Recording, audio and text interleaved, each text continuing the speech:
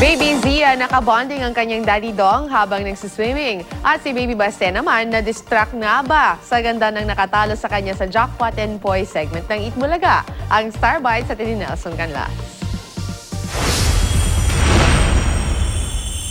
Hi, Baste! Ang tinaguriang MVP sa Jack and Poy segment ng Eat Bulaga na si Baby Baste na-distract sa ganda ng kanyang katapat kahapon, ang kapuso teen star na si Bianca Umali. Sabi na Baste sa Instagram, nagpatalo raw talaga siya sa crush niyang si Bianca. Nagpa-picture pa ang dalawa kung saan all smiles si Baby Baste. Sa IG story naman ni Bianca, nag-kiss pa ang dalawa. Feel na ng Dong Yan baby na si Zia ang papalapit na summer. Nag-set up ng inflatable pool si Daddy Dong kung saan sila nagtampisaw ni Zia.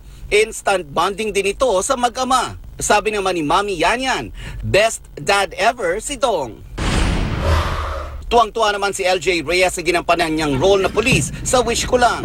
Nang maranasan daw ni LJ ang ginawang training ng mga pulis, na-realize daw niya kung gaano kahirap ang pinagdaraanan ng mga gustong magpulis. Kaya naman saludo raw siya sa mga taong bumubuo ng propesyong ito. Nelson Canlas, GMA News.